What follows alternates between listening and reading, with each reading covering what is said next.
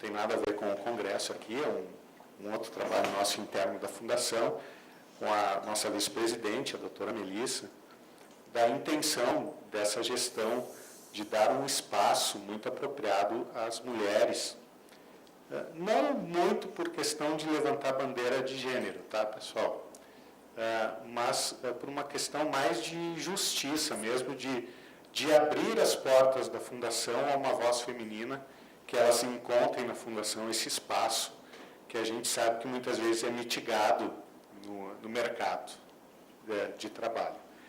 E a Maria Dione, de um modo muito feliz, nós já com o Congresso praticamente fechado, sugeriu que nós fizéssemos uma edição toda especial do nosso Café Diálogos Tributários, numa edição especialíssima de café com as tributaristas, para que nós, então, inaugurássemos hoje, né, essa nova fase da Fundação, com uma porta aberta às mulheres. Eu estou enrolando um pouco para as pessoas chegarem e está dando certo. Né? E para que vocês mulheres tenham na Fundação Escola Superior de Direito Tributário um canal aberto para um diálogo sincero, honesto e muito profícuo sobre as questões que, de certo modo, também geram algum desconforto a todas vocês. Eu quero dar os parabéns para a Dione pela iniciativa, muito boa, a doutora Melissa também pelo apoio na ideia, nós não decidimos nada sozinhos lá, e então, solenemente, eu declaro aberto este café e passo de imediato a palavra a Maria Dione.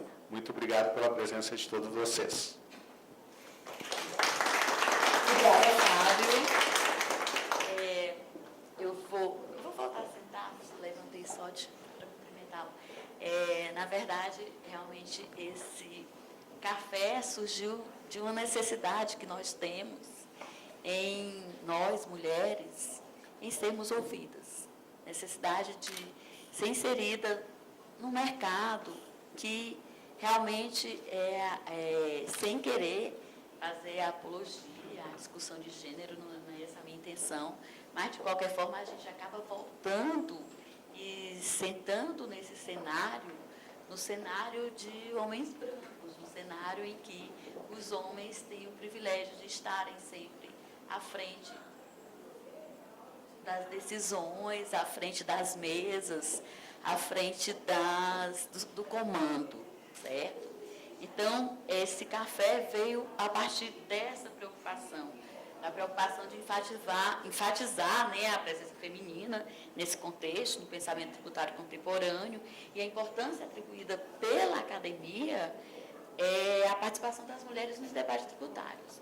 Então, em suma, essa foi a nossa intenção, né, a gente mostrar que a gente faz um trabalho dentro do direito tributário, a gente está discutindo as questões e a gente quer que os levantamentos que a gente tem feito, as conclusões que a gente tem a partir desses estudos, a gente quer que sejam divulgadas.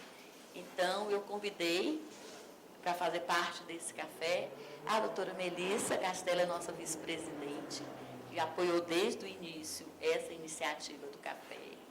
A doutora Ariane Guimarães, que é advogada em Brasília, e as 3 meninas que são assessoras no Supremo, que ajudam a construir a jurisprudência do país. A doutora Lucilene Rodrigues Santos, a doutora Nina Pencaqui e a doutora Raquel Silveira. Então, eu tenho muito a agradecer à Fundação, porque desde o início compraram essa história do café, aceitaram, me entusiasmaram, fizeram esse cenário lindo. E, sem o apoio da Fundação, a gente não estaria aqui. Então, esse agradecimento é um agradecimento super emocionado, porque a gente está vivendo numa época de transformações, numa época em que o Supremo tem nos colocado dentro de um contexto que parte também da própria insegurança, que leva, às vezes, até a própria insegurança, não só ao contribuinte, mas ao Estado também.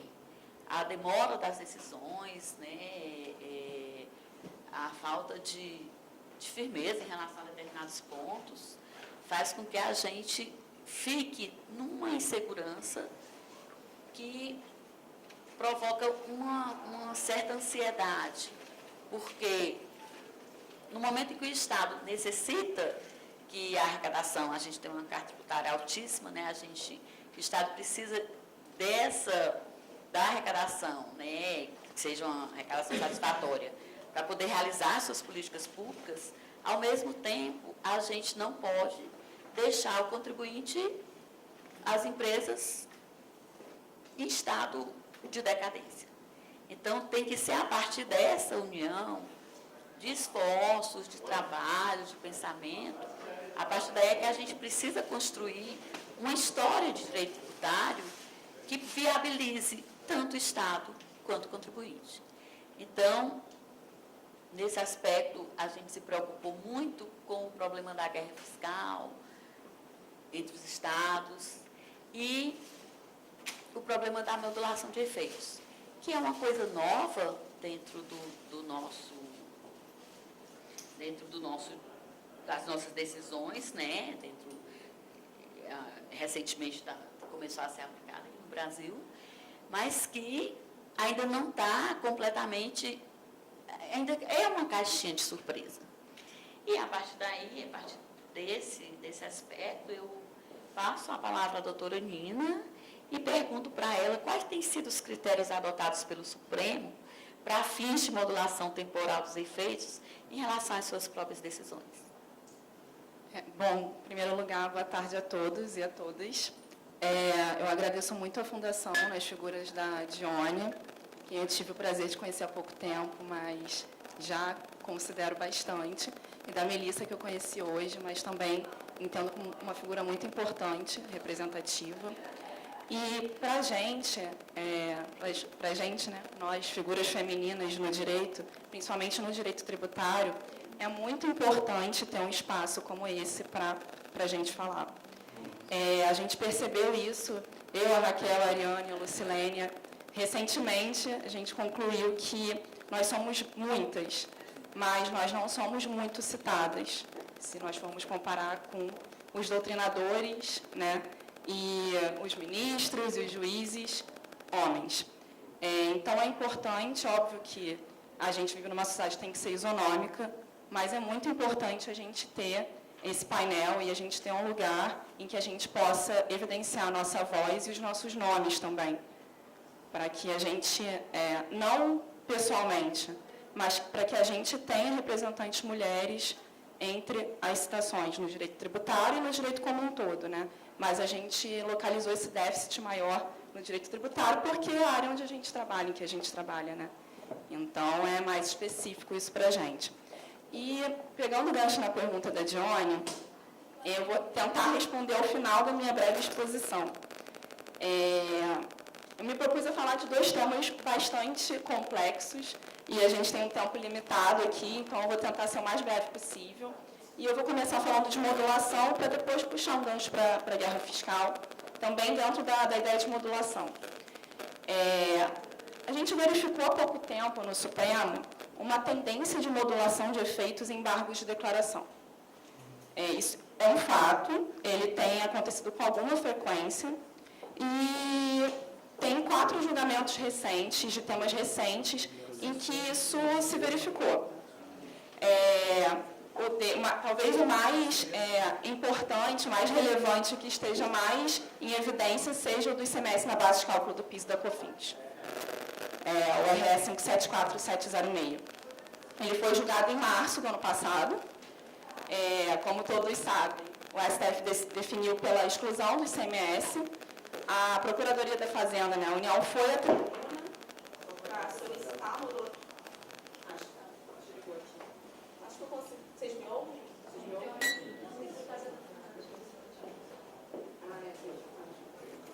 A União foi à tribuna solicitar a modulação de efeitos e a presidência definiu que isso seria julgado em embargos de declaração.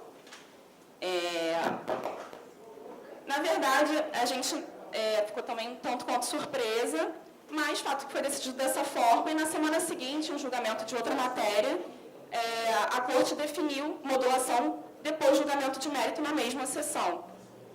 A gente percebeu que isso se tornou uma tendência quando isso foi sendo repetido em outros casos relevantes, como no caso da definição dos critérios materiais para as limitações constitucionais, o RS 56622, em que foi definido que somente lei complementar pode regular, né, as limitações, então a inconstitucionalidade daqueles requisitos todos para o certificado das entidades beneficentes.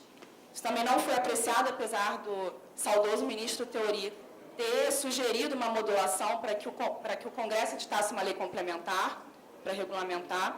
A Fazenda também pediu isso na tribuna e isso não foi acolhido.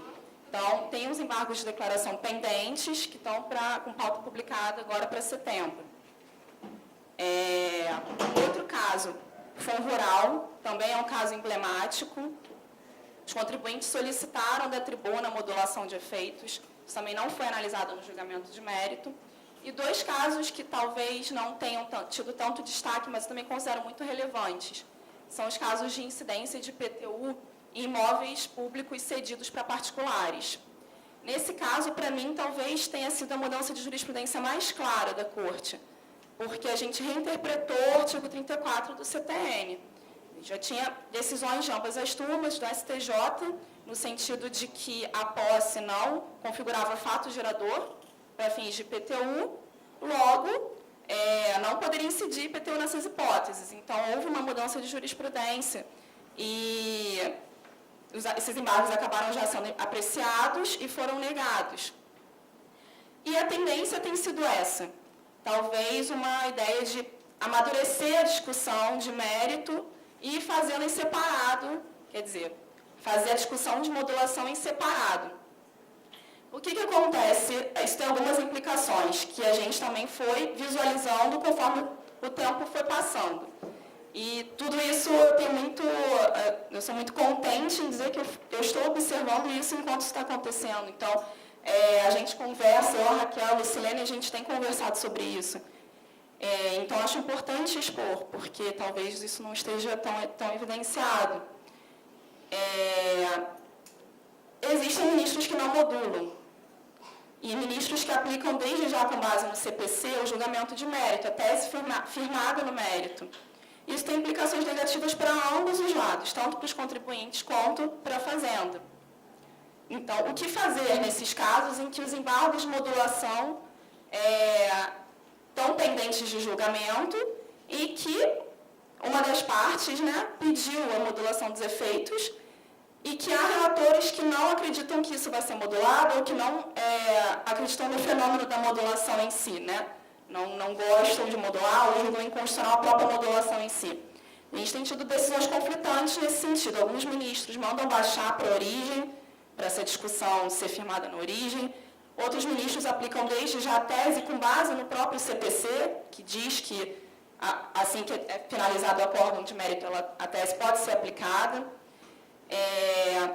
Bom, recentemente, acho que tem umas 2 semanas isso, a primeira turma, ela afastou a aplicação de multa em agravo regimental no RE da União. O caso era ICMS na base de cálculo do PIS e da COFINS.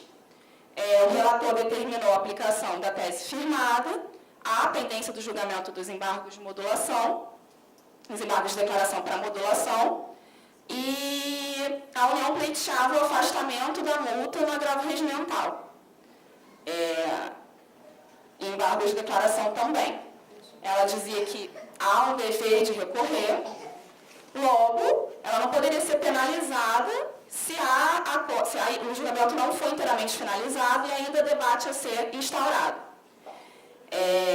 A primeira turma acolheu, a maioria, né, esse pedido da União e afastou a aplicação da multa. A ideia é que a gente não pode obrigar o relator a sobrestar o processo, a não julgar o recurso. Mas se entendeu que não era cabível essa multa, justamente porque não houve finalização do julgamento. Bom, eu acredito que essa seja uma tendência, tanto para o Estado quanto quando o recurso for dos contribuintes, por uma questão até de isonomia, porque apesar dos advogados públicos terem o dever legal de recorrer, não terem a dispensa de recurso na maioria dos casos, os advogados privados também, né, têm dever contratual de não deixar o processo transitar em julgado. Então, acredito que essa seja uma tendência. Então, esse é um primeiro ponto que eu considero importante. Um segundo ponto, dentro ainda dessa ideia geral de modulação aplicada ao STF em si, né, como o STF tem encarado a modulação, eu verifiquei que há ministros justificando a modulação de diferentes formas. Por exemplo, o ministro Luiz Roberto Barroso, ele entende que, em caso de alteração de jurisprudência, a modulação ela decorre da própria Constituição, da própria segurança jurídica, né, do valor constitucional que é protegido. E eu entendo que faz algum sentido, porque dentro do sistema tributário da Constituição, a gente tem a proteção expressa da não surpresa, da confiança legítima dos contribuintes, com a anterioridade anual, a anterioridade nonagesimal, a noventena. Então, eu acho que o ponto de partida para a proteção da modulação, principalmente nos casos de alteração de jurisprudência, tem que ser a Constituição. Há ministros que se embasam na legislação, na infraconstitucional, a 9868, até uma previsão expressa agora no CPC novo. E eu acredito que tem a lei de introdução às normas, né, que também foi alterada recentemente e passou a prever a modulação do entendimento em âmbito administrativo, inclusive. Acho que está até gerando alguma polêmica, mas isso não faz parte da minha apresentação, até por eu acho que eu cometeria impropriedade se eu resolvesse falar sobre isso. Mas eu vejo uma questão que tem sido um tanto problemática quando a gente ampara a modulação na legislação infra, que é o relevante interesse social envolvido. E aí eu entro também com uma das respostas da pergunta que a Joane me fez. O que o Supremo tem feito em modulação de efeitos em matéria tributária? Considerar as consequências daquela decisão.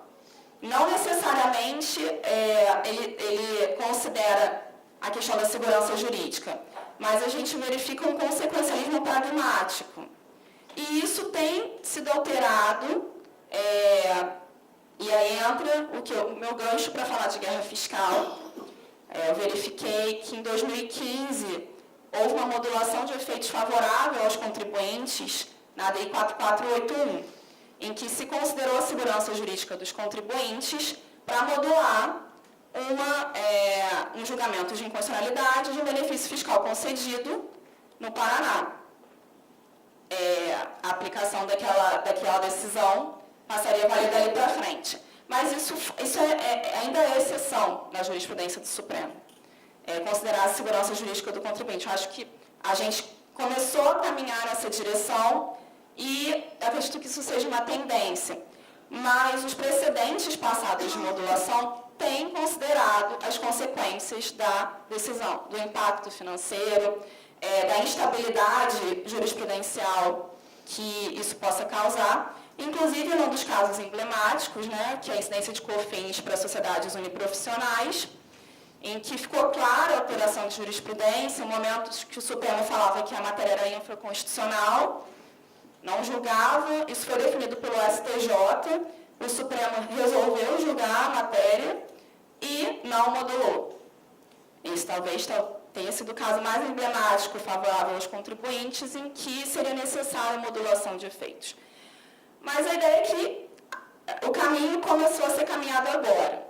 Eu acredito que essa seja uma tendência para o futuro, se considerar os aspectos jurídicos e a alteração de jurisprudência em si. Isso foi feito na substituição tributária, é uma decisão favorável aos estados, né, a situação da modulação em si, não o mérito, mas havia uma decisão em controle concentrado falando que os estados não deveriam pagar a diferença, não deveriam restituir a diferença. Isso foi alterado em repercussão geral e o Supremo modulou considerando a segurança jurídica. Por isso que eu acredito que o amparo na segurança jurídica ele deve ser o primeiro pilar para a modulação de efeitos. porque senão a gente recai no consequencialismo.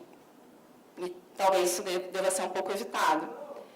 Mas, dentro ainda dessa ADI de benefícios fiscais do CMS, eu acho que, nesse ponto, o Supremo considerou a segurança jurídica dos contribuintes, considerou a questão do direito da livre concorrência envolvida, porque, apesar de ser notório que a jurisprudência do STF era no sentido de declarar a inconstitucionalidade das legislações estaduais sem amparo no convênio do CONFAS, nunca haviam considerado os pontos do contribuinte para aderir àqueles benefícios fiscais.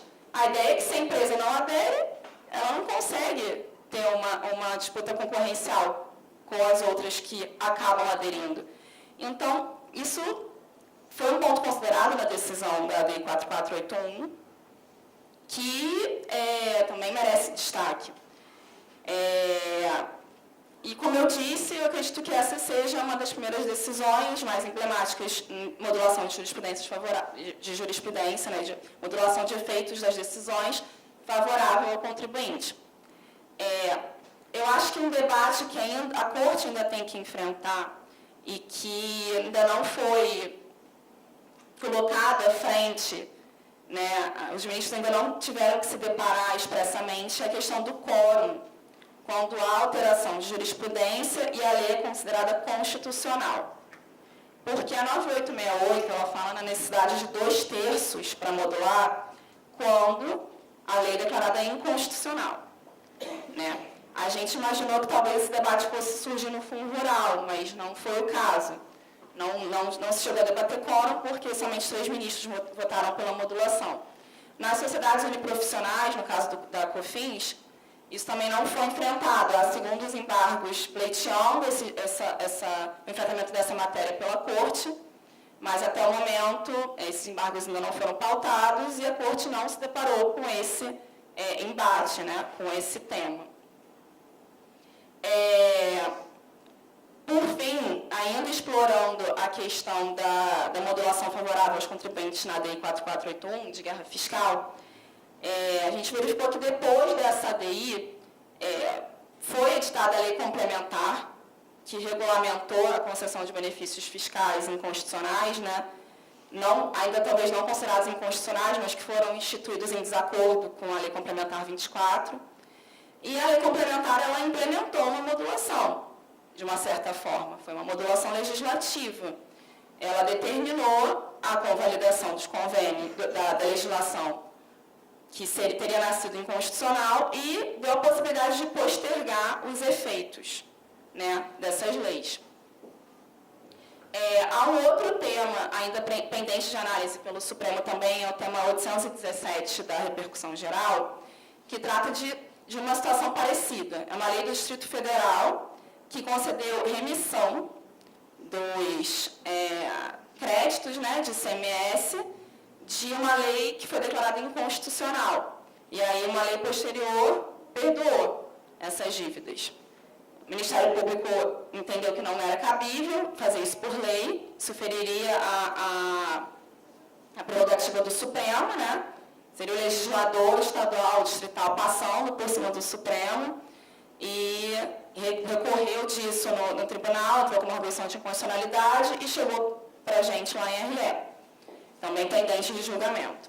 E aí, talvez não respondendo a todas as perguntas da Johnny, mas me propondo a deixar mais reflexões do que respostas, eu coloco aqui que será que cabe somente ao Supremo o monopólio da tutela da segurança jurídica? Será que numa democracia em que a gente tem 3 poderes autônomos, independentes, o legislador não poderia fazer isso? Não poderia legislar nesse sentido? Além disso, será que o STJ não poderia modular em matéria infraconstitucional? Isso também eu acredito que seja um ponto relevante para a academia vir a enfrentar, principalmente agora com essa alteração da lei de introdução, né, que deixou uma margem ampla para modulação, para o resguardo da segurança jurídica em âmbito administrativo, em âmbito judicial.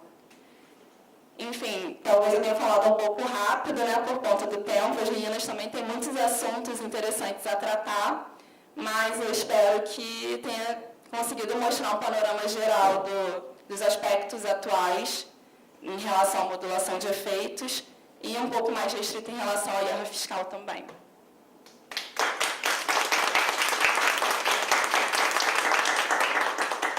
Obrigada, doutora Nina. E a partir do enfoque que você passou, existe uma preocupação sobre a política desenvolvida pela União nos últimos anos. Será que ela viola, doutora Raquel, a norma de competência tributária e o próprio princípio federativo? O que você acha sobre isso? Bom, boa tarde a todos e a todas. Primeiramente, eu queria agradecer à Fundação, na pessoa do presidente e da Melissa também, né, pela oportunidade da gente estar aqui, pela confiança na gente também, de estar podendo expor a nossa opinião sobre o direito tributário numa mesa tão qualificada, e até mesmo de forma descontraída, possibilitando que a gente traga ao mesmo tempo, com uma certa leveza, um debate que é demasiadamente necessário, né, relativo ao estímulo à participação feminina no ambiente jurídico-acadêmico, né, que tem sido feito aqui com excelência pela Fundação. E aí eu aproveito para agradecer também a Dione, né, que tem se empenhado tanto e tanto trabalhou para que esse sonho pudesse virar realidade. Muito obrigada. E aí, a partir da sua pergunta, eu vou responder, mas antes, eu acho interessante introduzir uma questão que é muito relevante em termos de federalismo fiscal, que é a questão das contribuições, né?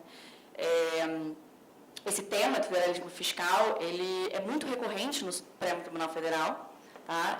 Não são poucas as questões que chegam à apreciação em relação a isso, e aí seja sob a ótica dos conflitos federativos que envolvem conflito de competência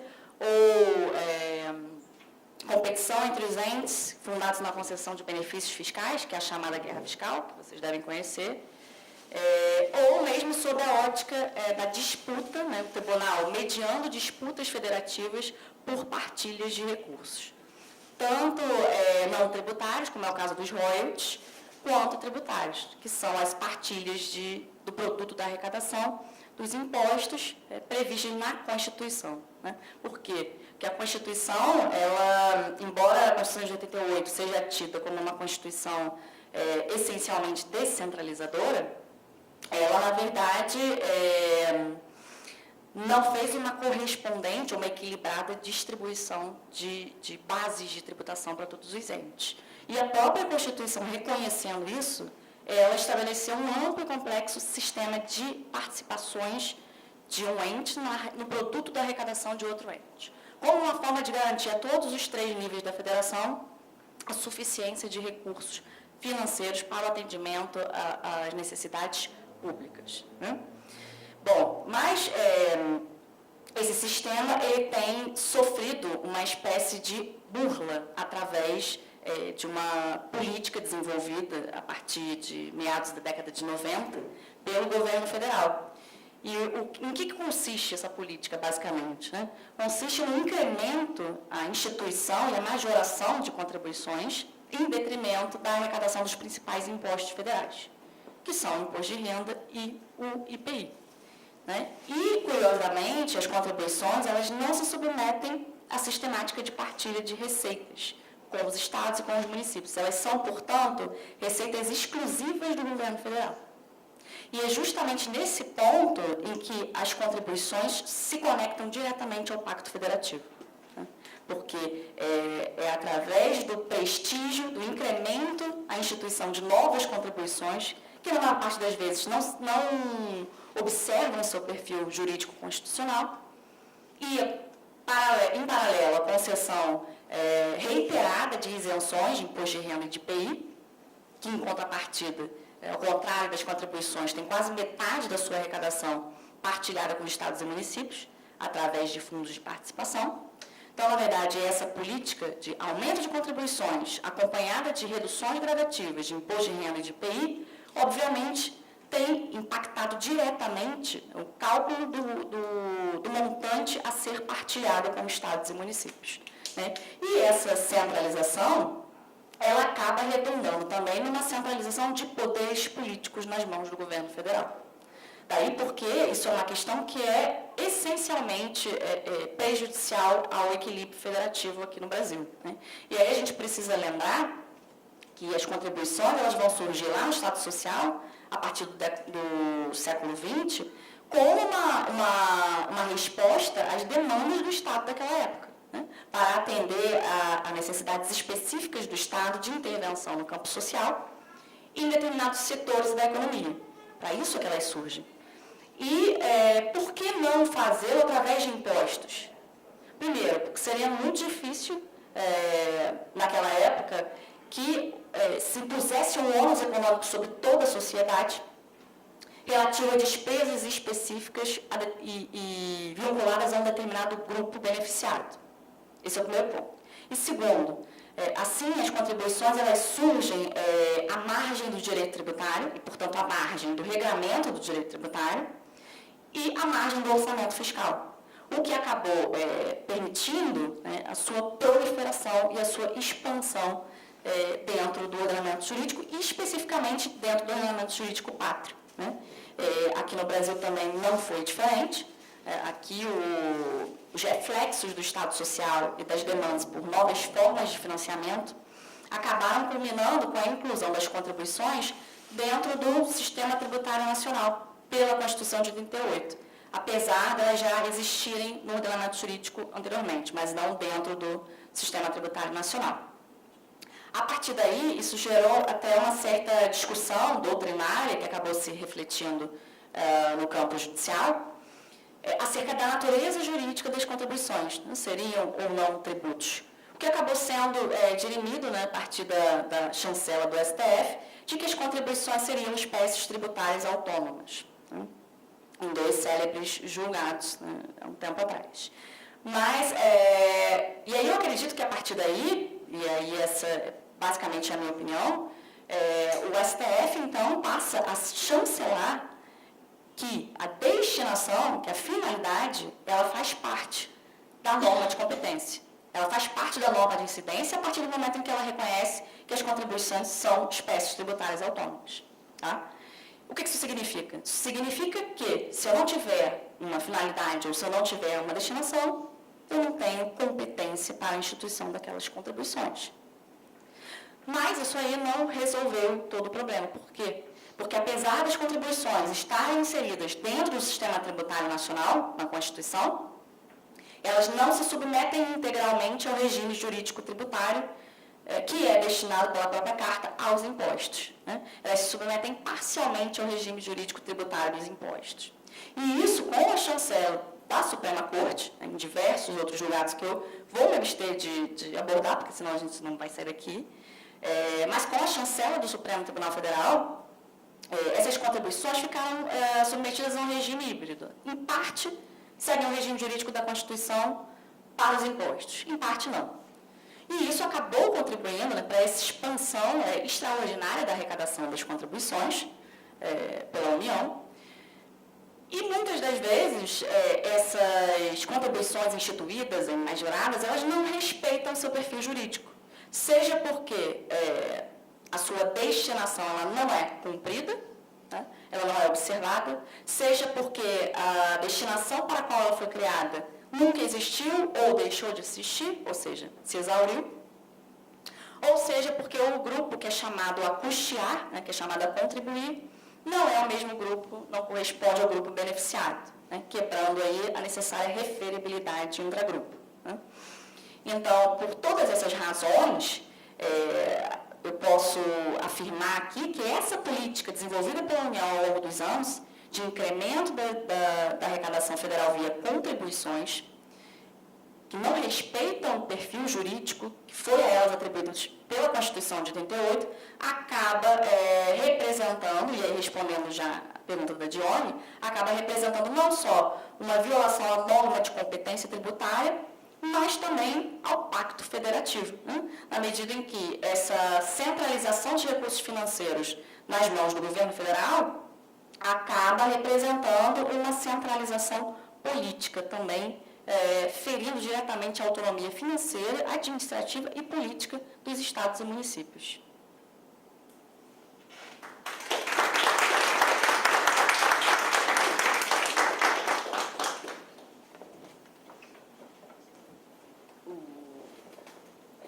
Partindo aí dessa preocupação, né, com o controle de qualquer forma que o Estado faz em relação às contribuições, né, eu vejo, doutor Raquel, que nós estamos preocupados com esse desafio, né, com essa forma de interpretação que está sendo dada, mas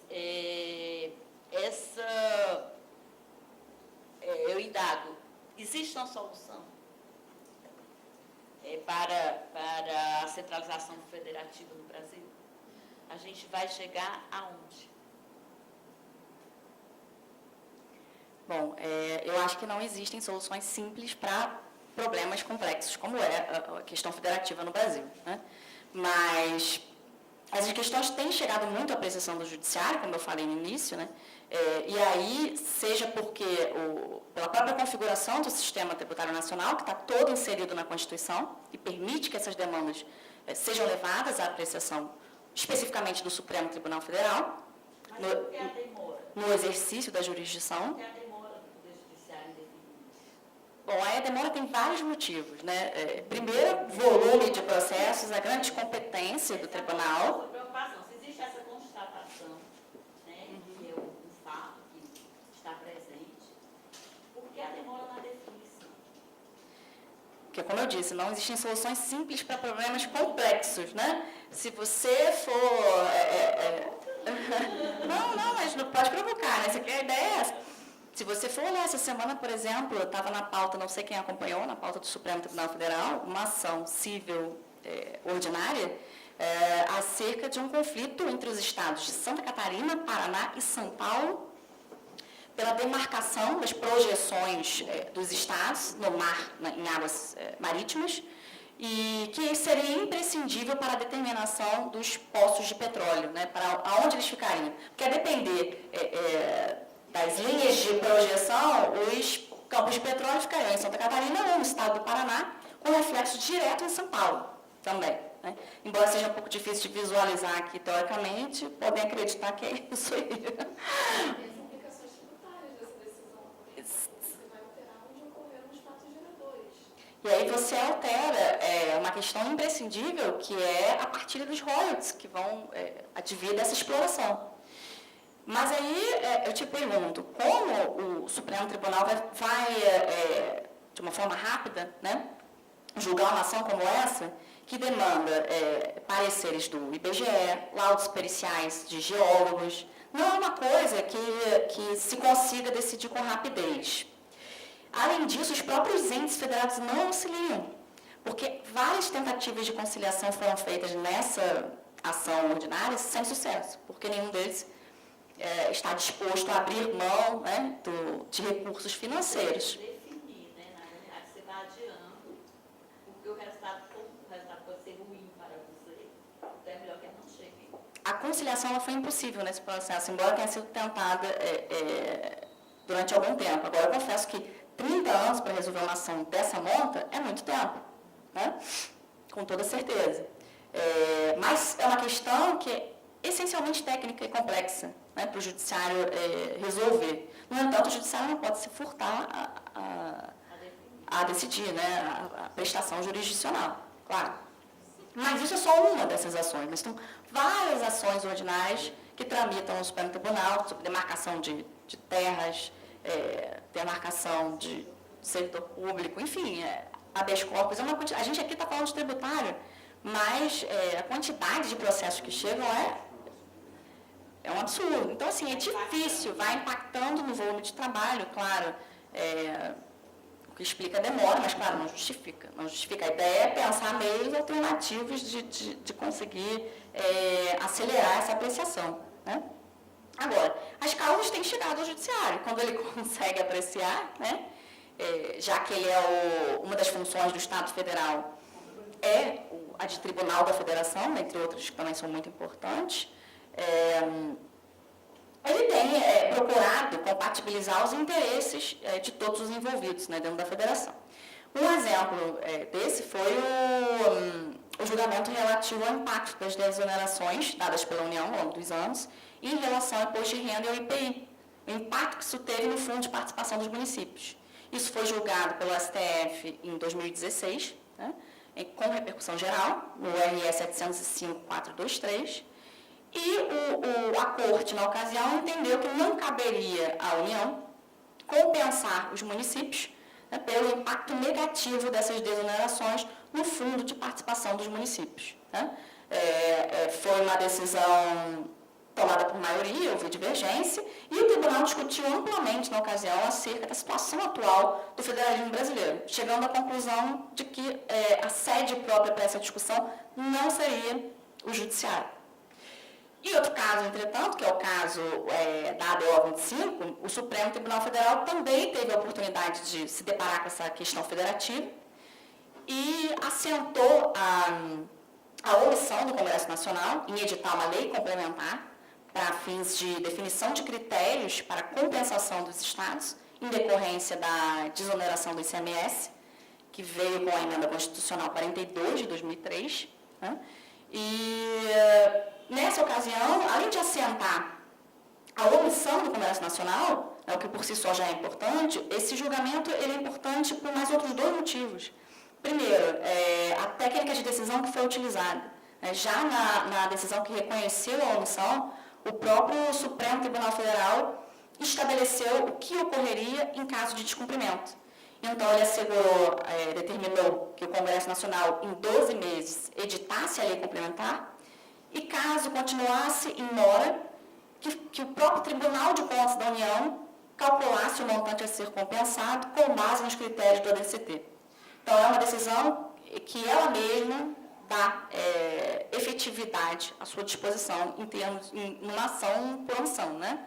Então, é um paradigma em relação à lei por omissão. Além disso, esse julgamento é muito importante porque ele reconhece o atual contexto federativo de proliferação das contribuições, né, e de diminuição das receitas de estados e municípios por conta das desonerações federais. Então, é um acordo muito rico nesse sentido. Agora, eu acho que, assim como o Supremo Tribunal Federal deve reconhecer, né, quando julga questões federativas, a importância de se analisar essas questões à luz do contexto atual e à luz das contribuições, ele deve também, quando for apreciar a constitucionalidade das contribuições, deve também fazer isso sem desconsiderar o efeito perverso que elas têm dentro do Pacto Federativo atual, né?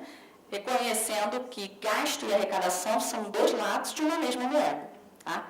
E agora, finalizando, né, e até pegando o gancho do que o professor Marco Aurélio falou ontem, eu acho também que a doutrina clássica do direito tributário, ela tem uma grande responsabilidade por boa parte da atuação judicial hoje, né? Porque a atuação judicial é reflexo da doutrina. Portanto, se eu tenho uma doutrina que durante anos esteve mais preocupada com os aspectos inerentes à incidência da norma e não à sua função, né? A instituição do tributo e não ao efetivo emprego do produto da sua arrecadação, isso obviamente se refletiu nas decisões judiciais e também nas decisões do Supremo Tribunal Federal. Agora, a partir de uma mudança da doutrina, a partir do reconhecimento que o direito tributário ele não é uma ciência que tem que ser analisada isoladamente, ele sofre influxos de outras ciências, eu acredito que isso vai se refletir positivamente na atuação judicial, na atuação do Supremo Tribunal Federal, e é o que eu espero, né? Agora, o judiciário não tem solução para tudo. E em questões federativas ele só contribui, mas a solução, para mim, está no campo político. Dentro dessa questão macro de a demora do judiciário nas causas tributárias, a partir nos últimos meses de 2016, né, setembro, outubro e novembro, o Supremo ele julgou diversas causas tributárias. e depois ele ficou um tempo sem julgar. Eu fico imaginando, imagina se a gente declarasse inconstitucionalidade ou constitucionalidade de leis, né? Se o Supremo declarasse isso toda semana. O impacto que isso teria para o país, tanto para os estados, né? Para os entes da federação, quanto para os contribuintes. Tem um regramento dos julgamentos. Exatamente. O Supremo, ele influencia diretamente, né? Como o país ele vai ser avaliado no custo do país com essas decisões. Eu nunca tinha visto uma decisão de tributário sair no Jornal Nacional antes do ICMS na base de cálculo do PIS e da COFINS. Ao ponto da minha mãe me ligar e falar, olha, o processo. Isso é para ver o nível de importância também e a responsabilidade que o tribunal tem na concepção maior, né? numa concepção maior do país, em termos de economia. E num contexto de crise política e econômica pela qual a gente passa, tudo bem que não julgar também é uma decisão, acaba sendo uma decisão política, mas acaba também sendo uma decisão econômica. Existem muitos processos tributários para serem julgados no STF. Eu não estou fazendo aqui uma defesa da Corte, mas a ideia é que, se um caso já teve um impacto desse tamanho, e é óbvio que há números conflitantes, mas, mais uma vez, o retorno da mídia não técnica em cima disso reflete o impacto da decisão do Supremo para o país. Imagina se o STF julgasse toda semana ou todo mês uma causa desse tamanho. Então, assim, talvez a demora ela seja pela questão do volume também, em grande medida, mas, por outro lado, a gente tem... Estratégico também. Não sei se uma coisa expressa, uma coisa deliberada, mas eu acho que decisões do Supremo em processos estratégicos podem agravar contextos de crises econômicas. Então, também, mais uma vez, uma reflexão que eu faço aqui. Bom, obrigada, doutora Nina. Doutora Raquel, eu passo para a doutora Lucilene perguntando para ela que quando é possível se falar em deslegalização condicional, qual é a influência da jurisprudência em casos concretos no país? Boa tarde a todas e a todos. O público realmente é feminino e eu começo agradecendo a direção do evento, né? A doutora Melissa, desculpa, a doutora Melissa, a doutora Dione, que nos deu a oportunidade de estar aqui e poder trazer um pouco do que o Supremo hoje está decidindo, né? Inclusive a palestra do professor Marco Aurélio Greco ontem me deixa muito à vontade para falar sobre isso, porque a jurisprudência mais atual do Supremo é muito pautada na doutrina do saudoso professor Ricardo Lobo Torres, né? E do professor Marco Aurélio Greco, a doutora Bettina, que está ali, que eu estou vendo, que já coordenou diversas obras da doutora Bettina também, inclusive sobre esse termo deslegalização, realmente eu não gosto dele. Mas, enfim, eu acho que tem realmente uma feição um pouco pejorativa, né? Porque se você pensar em deslegalização de uma forma mais ampla, você vai pensar que o legislador está abrindo mão totalmente da competência, né, dele para passar para outro poder, no caso o executivo, né? Então, a gente fala em deslegalização, pelo menos a doutrina fala em deslegalização num sentido mais estrito, que na realidade chama delegação normativa, né? Nada mais é do que a delegação normativa. E a doutrina tradicional, que vocês conhecem, que era capitaneada pelo professor Alberto Xavier, né? Sempre pregou uma legalidade absoluta, uma legalidade estrita, e que significa que todos os elementos da regra matriz de incidência têm que constar da lei. Então, não há abertura nenhuma, exceto aquelas que o texto constitucional já prevê em relação aos impostos, né, que está no 153 lá, e a agora também tem em relação à CID, né? Acho que 177, né? Isso. Então, tirando essas possibilidades de delegação que o próprio texto constitucional admite, não haveria nenhuma outra possibilidade de delegação. E, realmente, o Supremo, na sua feição mais tradicional, sempre trabalhou com a legalidade estrita. Aí nós tivemos um julgado que foi realmente um marco, né? No sentido de que o Supremo ele acabou, de certa forma,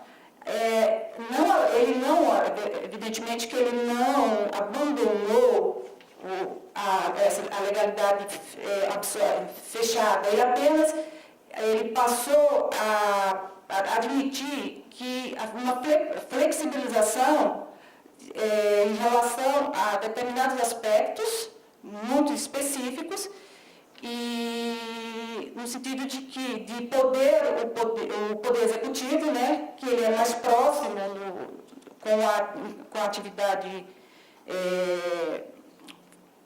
no caso eles estão mais próximos em relação à atividade administrativa, e que o executivo poder, de certa forma, mexer, né, tratar de alguns aspectos. Então, nós tivemos, aqui falando de um caso concreto, o RE 343-446, né, que tratou daquela contribuição ao SAT. Ali o Supremo, ele acabou, o ministro Veloso, muito com base na doutrina norte-americana, ele acabou entendendo que o legislador ele poderia, sim, delegar ao Poder Executivo, né, ao regulamento, a possibilidade de normatizar determinadas questões. E de certa forma, inclusive, como o professor Marco Aurélio ele fala, ele acabou tratando um pouco dos conceitos indeterminados, porque o Supremo entendeu, nesse julgado, que o legislador ele pode fixar estándares, né, fixar critérios, e a partir da fixação desses critérios suficientes, o regulamento poderia dispor sobre a matéria. No caso concreto, por exemplo, havia... Desculpa, só um instantinho.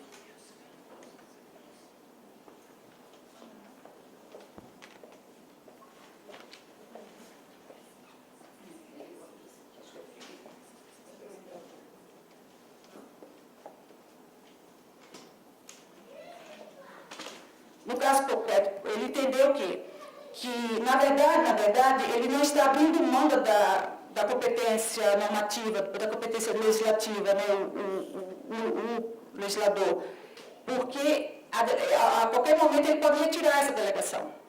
Então, ele tem o controle disso. E ele teria que fixar todos os critérios de modo que o regulamento não pudesse inovar, como o direito brasileiro não pode, o regulamento não pode inovar, e também teria que haver a razoabilidade nessa delegação. Então, passou-se a trabalhar muito com os critérios de razoabilidade e proporcionalidade, que isso também, de certa forma, daria efetividade à segurança jurídica. Não só a tipicidade fechada asseguraria a segurança jurídica, mas também você trabalhar com esses outros critérios de normatização. Tanto que lá, por exemplo, lá tinha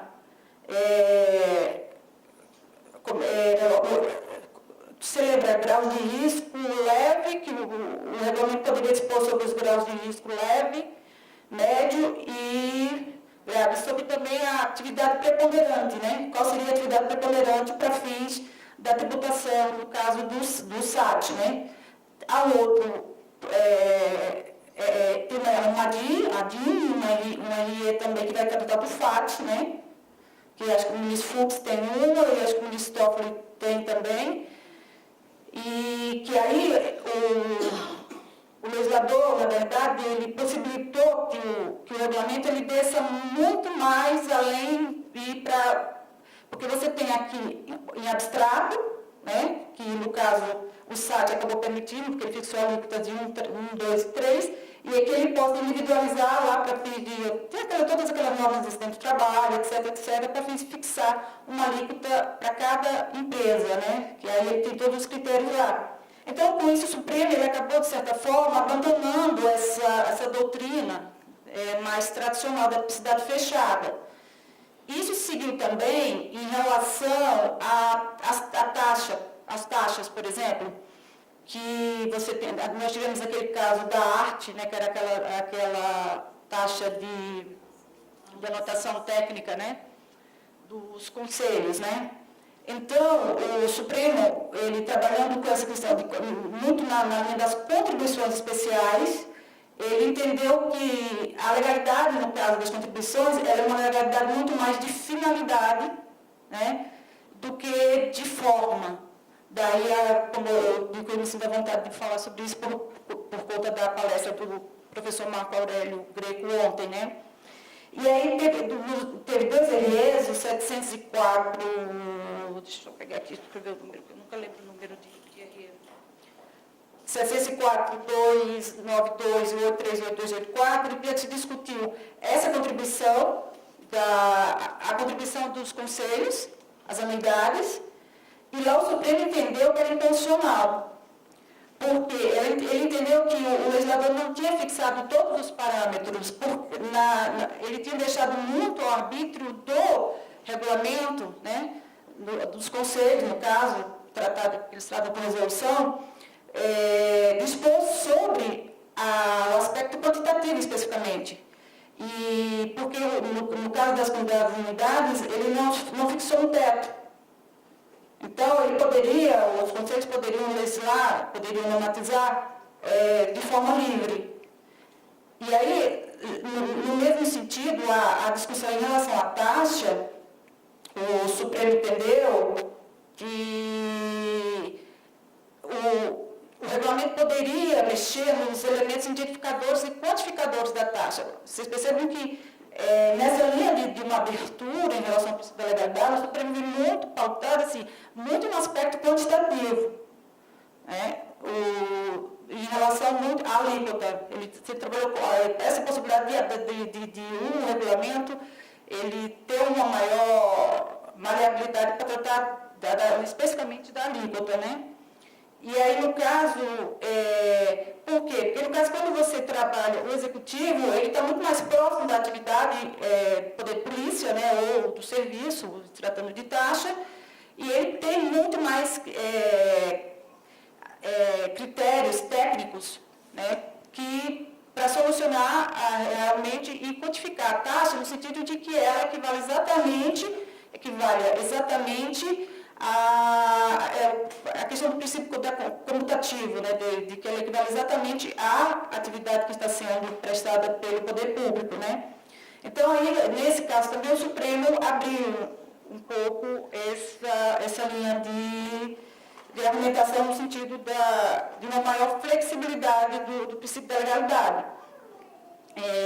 Mas outra taxa, por exemplo, que o Supremo analisou, que é a taxa Siscomex, a segunda turma, tem um julgado muito recente a segunda turma, nesse caso da Siscomex, o Supremo entendeu que não, que a lei não fixou as balizas necessárias para que o regulamento pudesse dispor, porque no caso era uma portaria, e essa portaria ela acabou a pretexto de atualizar os valores que já constavam da lei e eram muito antigos, ela acabou majorando assim, em cerca de 500%. Tanto que a argumentação da União, no caso, foi que mas faz muito tempo que a gente que não era atualizado isso, não, mas o Supremo entendeu que foi majorado ali naquele caso, mas que a portaria poderia atualizar dentro de acordo com os índices oficiais.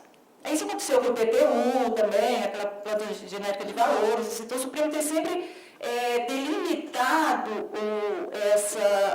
o poder, né, de atuação do regulamento para fins de observância do princípio da legalidade e da segurança jurídica. Né? E deixe-me ver. Então, por exemplo, a gente tem também eu vou só pensar, assim, porque realmente não dá para falar muito, que são muitos casos, né? Nós temos 2 casos que o Supremo vai ter que se debruçar, que diz respeito aí, no caso das contribuições de seguridade social, COFINS e PIS. Porque todos os casos que o Supremo analisou e que ele acabou por admitir uma abertura maior do tipo tributário, né, no caso, em relação ao aspecto quantitativo, e também o aspecto material, no caso do SAT, né, porque a partir do momento que ele pode, né, dispor sobre a atividade preponderante, ele acaba entrando também no aspecto material, mas, via de regra, no aspecto quantitativo, né. Ele teve muito como foco a espécie tributária, né? E a maior proximidade do beneficiário da norma, né? O maior benefício ou não que ele vai ter em relação àquela atividade estatal. Tanto que, por exemplo, em relação teve a questão dos conselhos, que é uma contribuição especial, né, cooperativa, teve a contribuição do SAT, né, que tem realmente uma carga de fiscalidade muito acentuada, e também no caso das taxas, porque as taxas, normalmente, alíquotas são fixas, né? Então, a lei poderia fixar 5%, né, 5%, por exemplo, não, em R$5, 5.000. Então, ele realmente permitiu, no caso da taxa, que os conselhos pudessem, porque de acordo com a região, de acordo com cada... Porque você tem a questão as especificidades de cada lugar, então eles poderiam fixar essas taxas. Mas no encontro que o Supremo tem agora, em relação aos PIS/COFINS, que aí, como a doutora Raquel, ela realmente é uma... crítica, né, dessa questão da referibilidade, né? Da ausência, na verdade, de uma jurisprudência firme, né, de uma análise mais aprofundada no que diz respeito à referibilidade das contribuições, mas são 2 casos emblemáticos. Tem, eu acho que também com a ministra Rosa, que envolve justamente aquela possibilidade que a lei acabou autorizando do decreto reduzir e estabelecer alíquotas dentro de um limite legal. Então, o Supremo realmente tem considerado o teto, quando ela já define o teto como um critério diferenciador, mas não é o único.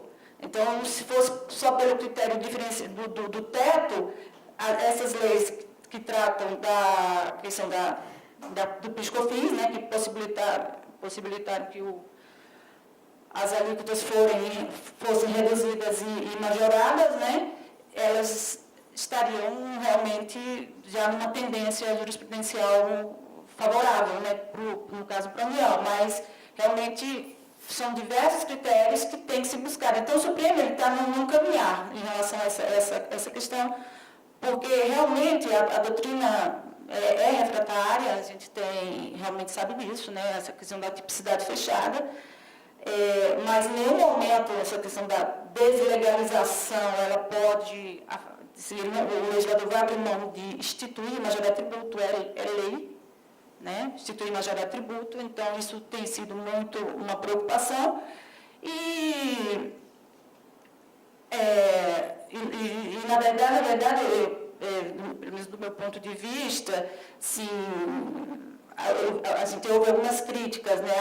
Porque agora estão abandonando o princípio da legalidade. Não. Eu acho que ele está sendo atualizado porque a sociedade contemporânea hoje exige que seja dada uma interpretação. O legislador ele não tem conhecimento de tudo, de todos os... Então, às vezes, o administrador ele tem mais possibilidade de dispor sobre determinadas questões. Isso não quer dizer que ele possa ser arbitrário, não. Isso vai ter sempre o controle do legislativo, que é onde realmente se exerce a democracia. Eu acho que isso realmente não tem... Nesse contexto é que vem uma preocupação, a gente como representante do Estado, né, eu e a doutora Melissa, e eu passo aí a palavra para ela, que ela vai precisar se ausentar, porque ela tem uma mesa agora, né? E eu pergunto, doutora Melissa, como o Estado está se preparando para tanta modificação de entendimento jurisprudencial, para tanta inovação nesse sentido, né? De que forma que a gente está preparado para agir diante desse cenário? Bom, boa tarde a todos e a todas, mas especificamente boa tarde a todas. Em primeiro lugar, eu queria agradecer muito a Dione pela iniciativa desse evento, desse painel aqui. A Dione, quando veio com a ideia, a gente na comissão, como o Fábio já falou, abraçou a ideia, achou que era muito bom. Queria agradecer a vocês quatro pela disponibilidade de vir a Gramado, trocar essas ideias e com essas contribuições muito boas que cada uma de vocês fez e vai fazer. O nome do evento acho que tem tudo a ver com a fundação, né, Gessandra? O nosso evento, Day by Day, ao longo do ano, é o Café Diálogos Tributários, que a Gessandra coordena em Novo Hamburgo, que a Mariana coordena em Porto Alegre, ou seja, a presença das advogadas, das tributaristas, organizando eventos em prol da reflexão da fundação em temas tributários. Eu acho que assim, não podia ser mais apropriado esse nosso momento aqui. Hoje de manhã, quando a Dione me chamou para um briefing, eu entrei no quarto, estavam elas discutindo acórdãos e emendas, e eu, meu Deus, elas sabem muito o que eu vou falar nesse painel. Né? Daí tiveram a gentileza de me passar alguns artigos que eu vi, cheguei às minhas conclusões. Né? Um artigo da Raquel de federalismo, achei muito bom aquele teu artigo, Raquel. E eu vou tomar a liberdade aqui, Dione, de sair um pouquinho do script e fazer algumas provocações com base no que eu já ouvi. Vai ser bem assim, eu vou fazer as provocações e vou me retirar, porque eu tenho que ir para outro painel. E daí... Você vai correndo, né? Eu já tenho umas 10 perguntas, mas vamos limitar duas para a gente não ficar até a seta. Tem também para pergunta. Tem, eu acho que tem, daí fica em cargo da Dione aqui. Pode ficar até a É. Não sei se a plateia fica. Vamos, a gente fica conversando, né? Daí eu vou e volto também, a gente continua no bate-papo. Mas na questão do federalismo, eu acho que, assim, vindo do Rio Grande do Sul, o Estado que está se debatendo com a tal da renegociação da dívida, eu acho que já vai há 2 anos, no mínimo, né?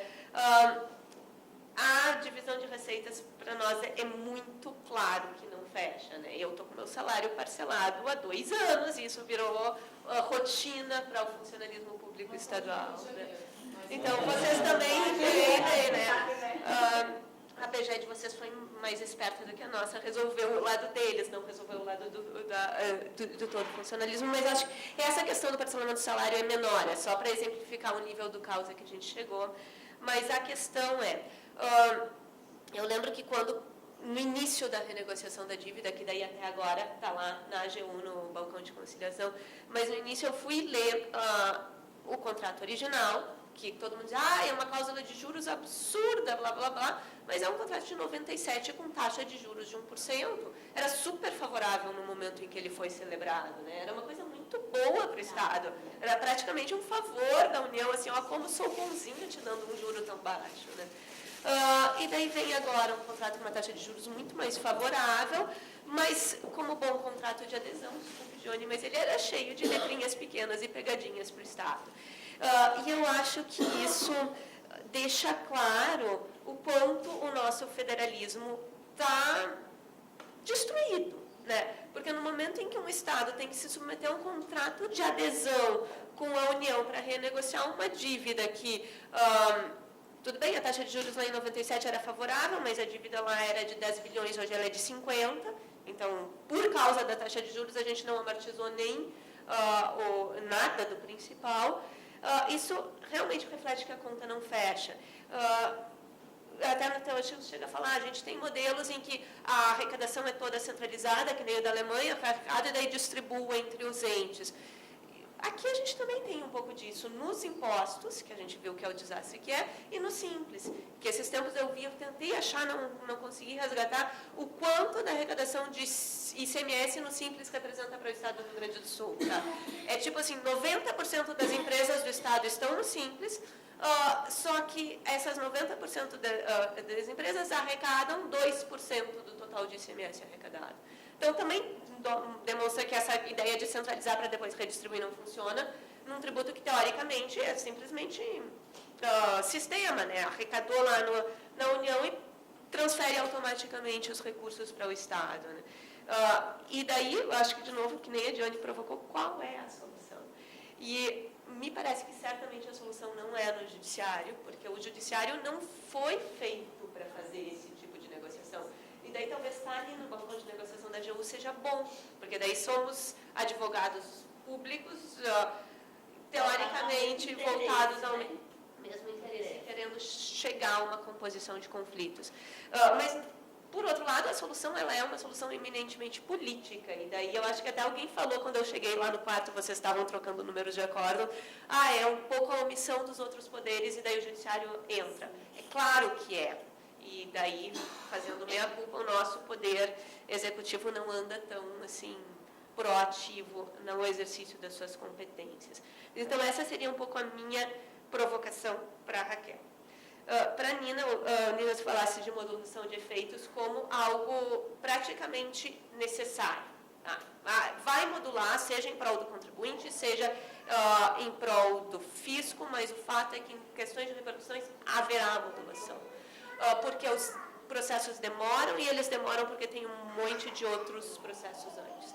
E daí a questão talvez seja um pouco quer ser mulher, porque daí a gente está falando, daí entra um filho chorando, e daí a gente já perde o foco, mas tudo bom.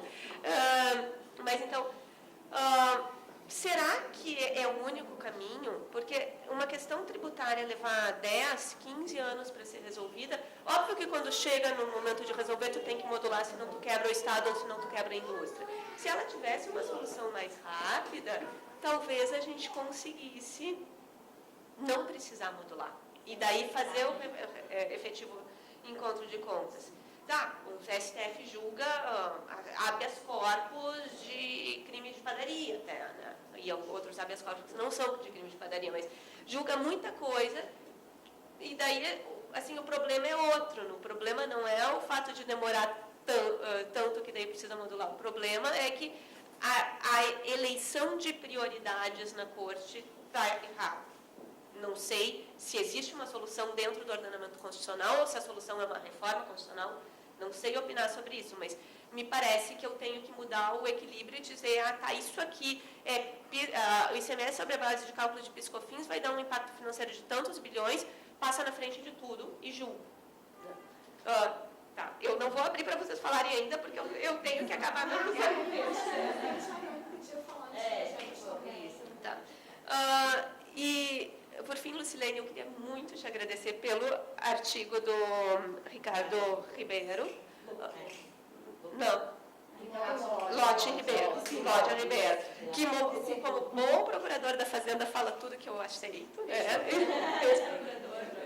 mas ele escreveu enquanto procurador da Fazenda e falou assim bem numa linguagem que eu consigo aceitar, mas assim foi muito feliz para mim ler esse artigo, porque eu literalmente estou acabando de escrever um artigo que trabalha com a ideia de cláusulas gerais em direito tributário. Chego a conclusões, o meu foco não é bem o dele, mas chego a conclusões muito semelhantes com as dele. E eu não uso esse termo de deslegalização, não sei se ele seria, concordo contigo que ele pega assim, o som dele parece um pouco inadequado, mas eu não vejo muito como fugir da necessidade de trabalhar com um sistema tributário mais aberto, e que não seja tão minuciosamente previsto na lei. E daí, na pesquisa que eu estava fazendo para esse artigo que eu estava escrevendo, eu achei um artigo da Judith Friedman, que foi minha professora quando eu fiz mestrado na Universidade de Oxford. E a Judith Friedman, quando ela foi minha professora, isso já faz 12 anos, ela era a típica tributarista inglesa que apegada a uma legalidade muito mais fechada que a nossa. Afinal, é deles o no taxation without representation e todo o fenômeno de necessidade de lei. Né? Então, a legislação tributária deles é muito mais detalhada do que a nossa. E nas pesquisas, achei um artigo dela mais recente, deve ter uns 6 anos, em que ela diz, não, essa ideia de botar cada vírgula na lei não está funcionando. E não está funcionando por quê? Porque isso está sendo usado de subterfúgio para que as grandes corporações achem as brechas da lei e não sejam tributadas. E daí ela está falando muito no fenômeno já de telecom, da grande má para os europeus, que é a Google, que tem sede num paraíso fiscal e não paga nada de tributos nas suas operações europeias.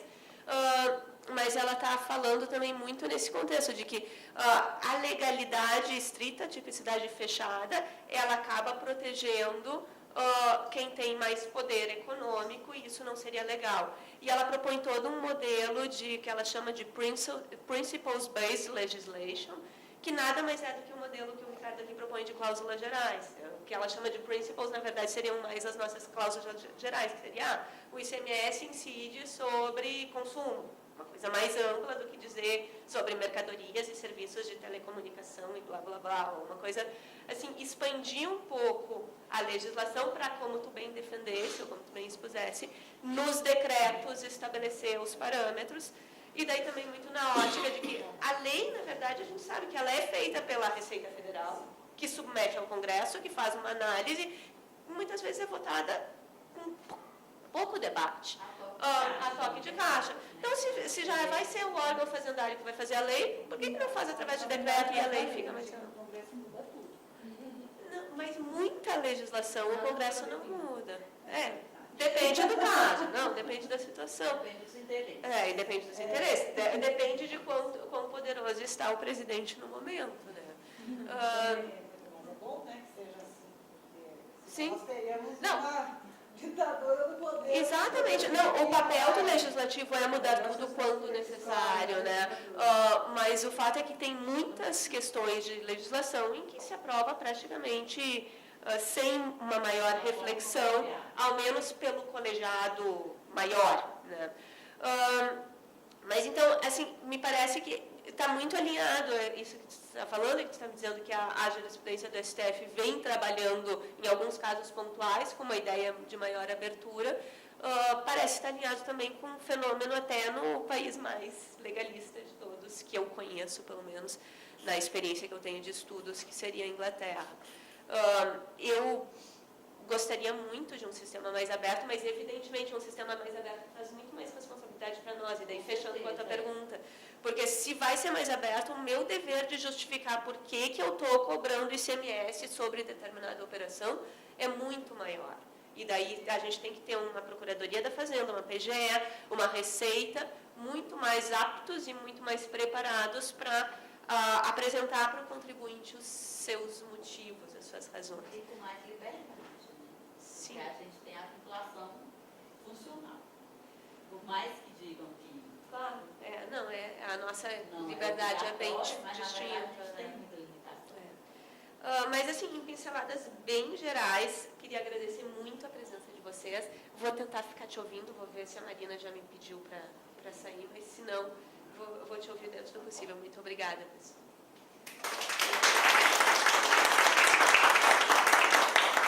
Obrigada, doutora Melissa. Na verdade, a grande incentivadora desde o primeiro momento para a concretização desse café. Se a comissão, que eu também faço parte, mas se a comissão não tivesse dado o aval de uma forma assim tão veemente, porque a minha proposição foi assim, faltando um mês para o Congresso, mais ou menos isso, né? Deu a ideia, assim, um toque, eu liguei e logo foi resolvido, implantado, e estamos aqui, né? Mas, obrigada, doutora Betina. Eu pergunto à doutora Ariane, qual é a tendência da jurisprudência voltada ao núcleo das limitações de poder tributar? Aonde estamos? Bom, obrigada, primeiramente, aqui a doutora Melissa, pela oportunidade. Cumprimento o Congresso por essa iniciativa brilhante de dar luz a esse tema, né, da mulher querer falar um pouco mais e o que tem a dizer, temas absolutamente densos. a todos aqui que vieram prestigiar. Bom, já para não alongar muito, e aí para fazer um resgate, não é? O Supremo Tribunal Federal, antes de responder a pergunta, né, qual a tendência do Supremo frente às limitações constitucionais ao poder de tributar, é importante nós lembrarmos da função do Supremo em questão, em discussões tributárias. Nós temos um sistema tributário nacional inserido na nossa Carta Constitucional, inclusive até fazendo um gancho com um texto do ministro Barroso, que foi publicado lá em uma revista jurídica de Brasília, em que ele propõe que o Supremo eleja no máximo 2 temas por semestre de questão tributária. A meu ver, isso, em alguma medida, ajudaria a resolver um problema, que é o volume de processos, mas, por outro lado, criaria um outro problema, a meu ver, um pouco mais grave, que não decidir sobre questões que manifestamente são de sua competência e a necessidade de eles decidir sobre os temas tributários que hoje ocupam, do número total de repercussão geral, é o que maior tem o percentual hoje pendente de decisão, fora as ações diretas de inconstitucionalidade e demais ações de controle concentrado. Bom, o Supremo ele tem a função de estabelecer e de fazer prevalecer essas limitações constitucionais, sejam as limitações formais, procedimentais, sejam as limitações constitucionais substanciais, e, de outro lado, ele também tem a função de estabelecer e de firmar a repartição de competência tributária das bases tributárias divididas na Constituição Federal. Isso fazendo uma análise do ponto de vista dos temas. Quando nós vamos analisar o Supremo Tribunal Federal, e aí até fazendo um pouco de interlocução com o que o professor Humberto Ávila já manifestou ontem na sua palestra a respeito de que hoje o Supremo está desfundando ou retirando os pilares fundantes que durante décadas a jurisprudência se assentou, e isso é uma realidade. O professor Marco Aurélio Greco, no texto Na Crise do Formalismo do Direito Tributário, ele constata isso, seja pelo fenômeno do ativismo judicial, do protagonismo, não vou entrar aqui no debate se isso é certo ou se é errado, mas fato é que é uma realidade que o Supremo Tribunal Federal ele não mais analisa somente o texto legal frente ao texto constitucional. Ele hoje considera uma série de impactos que ele nunca tinha considerado quando toma uma decisão. Ele considera o impacto social, ele considera o impacto econômico, seja o impacto microeconômico ou o impacto macroeconômico, o impacto orçamentário nos cofres públicos, e tem que considerar.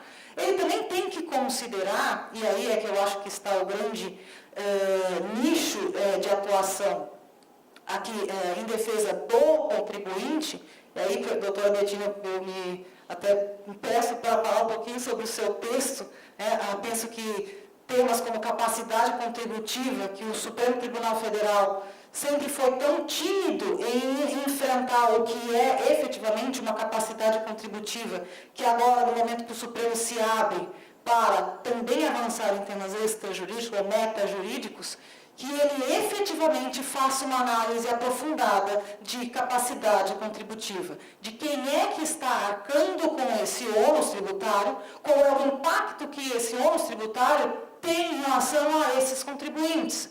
Também ao levar, portanto, em consideração o impacto de 100 bilhões, 200 bilhões, 50 bilhões, são números que nós temos aqui dos mais diversos possíveis. Outro dia o ministro Lewandowski fez um comentário lá, nem era discussão tributária, mas ele disse, com relação ao impacto uma questão bancária, ele recebeu numa mesma sessão, ele retira uma tarde para receber advogados, etc. e tal, ele recebeu 4 pastas diferentes, a mesma questão com 4 números diferentes. Cada uma demonstrando um número de impacto. Ele falou, não sei em qual que eu acredito, se no A, no B, no C, no D. Certamente, as premissas são diferentes e vão chegar a números distintos. Mas, a meu ver, sim, o Supremo Tribunal Federal está ressignificando limitações constitucionais ao poder de tributar, que nós líamos de uma certa forma lá em 88, lá em 98, lá em 2008, e que hoje ele tem uma releitura, e diante disso, se isso é bom ou isso é ruim, tem autores aqui nesse mesmo congresso, nós vimos autores dizendo que isso é ruim, né? Aqui debatedores dizendo que isso é ruim, que tem saudade lá daquelas categorias clássicas que nós tínhamos do princípio da legalidade, que, portanto, o que o Supremo está fazendo é rasgar a Constituição Federal ao estabelecer uma flexibilização da legalidade. Outros que vão dizer que, na verdade, o Supremo, ele, na verdade, nada mais faz do que abraçar uma realidade econômica que o texto legal não consegue descrever na sua minudeza, na sua densidade. Mas fato é que esta é uma realidade, o Supremo Tribunal Federal vai levar em consideração os impactos metajurídicos, e isso tem uma consequência, e aí eu falo nós aqui como uma advogada defensora de contribuintes, que é sim de levar e municiar o Supremo Tribunal Federal dos argumentos e das consequências que também afetam os contribuintes. E o Supremo Tribunal Federal, ele tem que se abrir. Eu digo, por que ele tem que se abrir? Porque se nós vamos resgatar a jurisprudência do Supremo a respeito de capacidade contributiva, nós vamos ver que a jurisprudência é muito tímida para dizer o mínimo. Né? Muitas vezes o Supremo ele diz que não pode examinar aquela determinada questão, porque isso implicaria em atuar como legislador positivo. Ou matéria fática, ou elementos que não estão, ou infraconstitucional. Política fiscal, ele tem uma série de súmulas que permitem que ele diga, eu não quero examinar isto. Mas nós, como aqui jurisdicionado e articuladores e provocadores, e nós vamos ter que tensionar o Supremo Tribunal Federal, e a meu ver o Supremo Tribunal Federal vai ter que sim, num dado momento, enfrentar com densidade essas categorias, essas limitações constitucionais ao poder de tributar que são substanciais. E aí a gente fala aqui da capacidade contributiva, da isonomia de uma forma diferente dessa isonomia clássica e formal, mas de algo mais substancial, e a própria legalidade. Não, foi editado por meio de lei ordinária, medida provisória, muito mais do que olhar simplesmente a forma, mas olhar o procedimento legislativo. Será que a lei ela veio diretamente da Casa Civil e foi uma chancela e hoje é lei? Se nós formos pensar do ponto de vista democrático, será que uma lei como essa, que vem do Executivo e passa sem nenhum tipo de alteração, sem nenhum tipo de manifestação dos contribuintes, é uma lei que impacta, por exemplo, o setor de streaming, será que o setor ele foi ouvido a respeito desse tipo de impacto? Nós não queremos algo que seja consequencialista e pragmático, então que todos sejam chamados ao debate. Então, aqui é uma provocação. Obrigada.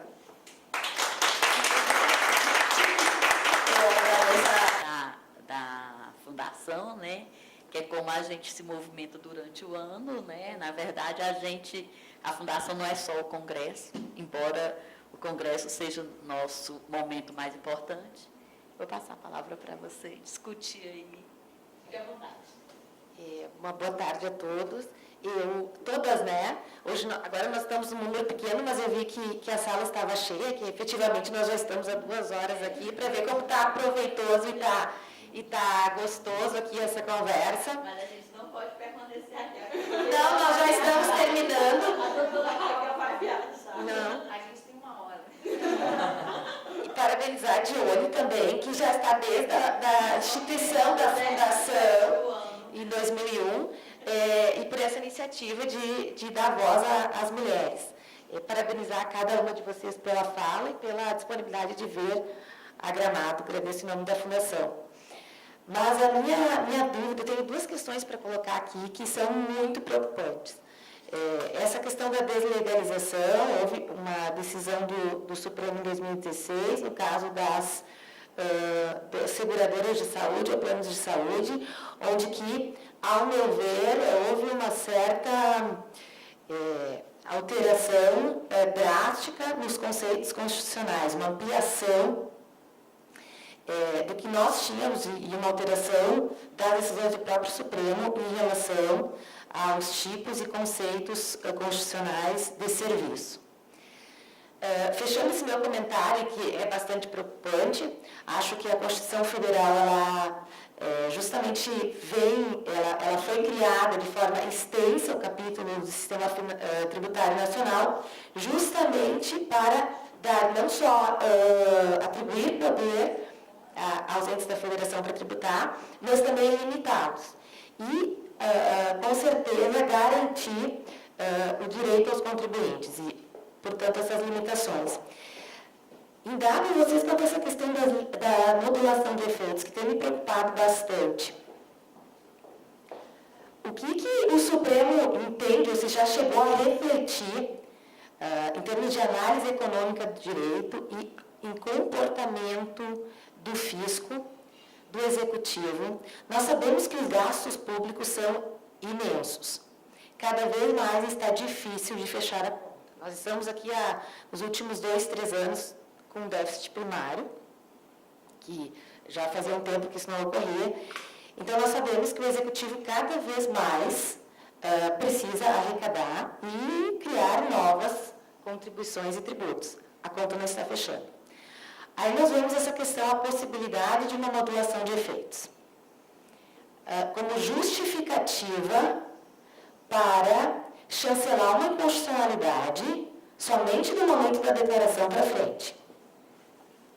Isso não seria um estímulo ao fisco, ao Poder Executivo, criar novas inconstitucionalidades para poder passar 10, 15 anos cobrando um tributo inconstitucional até o Supremo declarar e modular. Eu nunca mais vou precisar devolver. Isso está sendo analisado pelo Supremo. Alguma vez já chegou esse debate? Porque a gente sabe que o impacto da exclusão do ICMS na base de cálculo do PIS/COFINS. A Constituição não tem um glossário, né? Então, todas as materialidades econômicas, né, que são objeto de tributação estão na Constituição, mas a Constituição não traz definição. O que vai acontecer a partir daí? Né? Tem a lei complementar, muito provavelmente, vai estabelecer normas gerais. E aí, cabe ao intérprete, né, que é o judiciário, fazer o apanhado do que a Constituição diz, do que a lei complementar diz, e então chegar a uma conclusão de qual é a melhor interpretação para definir o limite da tributação, né? Até onde vai essa materialidade econômica, né? E eu acho que a gente tem que se ater, sim, à literalidade da norma, mas sem deixar de levar em consideração que a lei complementar, pelo próprio nome dela, ela complementa o que está na Constituição, né? Então, ela é a norma máter depois da Constituição Federal. Você tem uma Constituição Federal que estabelece como hipótese de incidência serviços de qualquer natureza, mas não define o que eles são, evidentemente que a lei complementar é que vai definir o que são serviços de qualquer natureza, né? E eu penso também que o de qualquer natureza poderia não estar lá. Poderia ser só serviços. Será que o intérprete deve ou não levar em consideração a expressão como um todo? Né? Existem palavras na Constituição ao acaso? Né? O que significa de qualquer natureza? Já que... Você não pode dizer que uma maçã é serviço. Aqui nós temos a doutora Com certeza. que é serviço, se não uma obrigação de fazer. Mas quando você atividade física ou intelectual. O problema é que o Supremo está adotando o conceito econômico, né, e não o jurídico. E especificamente em relação ao plano de saúde, me parece que é uma atividade complexa, né? Ela não é essencialmente uma obrigação de dar apenas, né? O plano de saúde, ele trabalha com reembolso, mas ele trabalha com uma lista de credenciados que ele indica. Então, é uma atividade que é complexa, não é só uma obrigação de dar, vamos dizer assim, é o que me parece. Me parece também que essa não foi a ratio decidente da corte, né? Mas o problema é que ele entra. Porque, desculpe te interromper, eu acho que ele errou em ampliar o conceito, dizer que não se aplica, por exemplo, o 110 do CPN, aos conceitos do privado, poderia ter apenas discutido o que é atividade do plano de saúde. Porque essa decisão está muito perigosa, nós vamos voltar, o Supremo vai voltar a discutir que cessão de mão de obra, cessão de bens móveis, é passível de toda certeza. Uma evolução poderia não necessariamente para isso, vai aumentar a Universidade, municípios passarão a incluir na lista. Mas esse já tem, né? Se o Supremo eu vou voltar de novo ao que eu falei. A Constituição não traz glossário, né? Então, por exemplo, será que, em relação à atividade de plano de saúde, me parece até mais claro, porque é serviços de qualquer natureza e eu tenho uma atividade essencialmente complexa, que é a atividade do plano de saúde. Não foi também a rácio de todos os ministros, né? Isso não foi uma questão amplamente debatida, porque me parece que a Corte não superou o entendimento dela ainda em relação à súmula vinculante 31, por exemplo. Mas que ela vai ter sim que se deparar em relação a essas novas tecnologias, e é o caso do streaming, do Dropbox, o que é isso, né? Que é uma coisa imprevisível à luz da Constituição de 88, mas que hoje nós temos. O que é isso? Será que a atividade econômica hoje se enquadra nessa dicotomia, dar, fazer? Não sei, né? Isso é uma questão que vai, e muito em breve, ter que ser enfrentada pela Corte, né? Qual é o limite da evolução dos conceitos constitucionais? E, realmente, o debate tem que ser feito de forma séria. Todos os ministros têm que amplamente debater, se for o caso de superar, dizer que está superando. Agora, não me parece que esse precedente é tão representativo assim em relação à posição da Corte. Porque ele não foi, essa rácio não foi de todos os ministros, embora tenha sido do ministro relator, do ministro Barroso, por exemplo, mas não foi de todos. O ministro Fachin, por exemplo, deixa claro que está julgando à luz da complexidade da atividade do plano de saúde. Tanto que a questão está com marcos de declaração para ser definida ainda, né?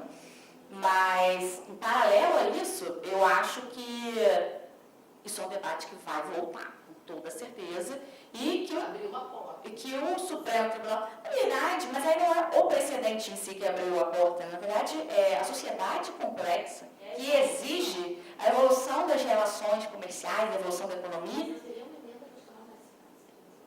Mas aí eu me pergunto, qual é o limite do vocábulo que está na Constituição? Serviços de qualquer natureza. Da onde vem, está na Constituição que serviço se limita a uma obrigação de dar e fazer, ou isso é uma interpretação jurisprudencial à luz de conceitos do direito civil? E aí eu faço outra pergunta. Pode o direito tributário ter conceitos constitucionais próprios, diferentes dos conceitos da legislação civil? Ou fica sempre o direito tributário adstrito aos conceitos utilizados em outras áreas do direito e fora dele? Né? Isso é um caso que vai ter que ser definido, é um caso para o qual não tem resposta. Também é um questionamento que eu faço. Só também para fazer uma provocação em paralelo, se é ou se não é, esse serviço representa realmente só esse núcleo que nós sempre entendemos do direito civil, se ele abraça outras operações que não se amoldam a esse conceito, fato é que até hoje, até o julgamento do Código de Saúde, nós, como comunidade jurídica, entendíamos o serviço tributado dessa forma. Certo ou errado? Evolução, foi o primeiro passo, mas fato é que nós tínhamos ali. Eu acho, que o leasing foi um caso, mas que, mais uma vez, não foi a rácio de todos os votos. A grande questão é que o debate na Corte ele não é feito de forma clara e uniforme sobre o que exatamente está se debatendo, que é um problema que virou lugar comum, né? Mais 11 ilhas, etc. Eu não vou voltar, né? Porque a gente já está careca de conhecer isso. Então, eu acho que isso é um ponto que tem dificultado muito a interpretação dos acordos, que é não ter uma rácio única. E aí cada ministro tem o seu entendimento. Uns vão mais além para entender que há que se superar, por exemplo, o entendimento anterior. Já outros não, se limitam a examinar a complexidade da atividade. Então eu posso dizer que a Corte mudou? Me parece que não. Mas que ela vai ter que se posicionar. E aí, de forma unânime, né? Que todos cheguem a um consenso e digam, bom, se estamos alterando, vamos dizer que estamos alterando. E se for o caso, vamos modular.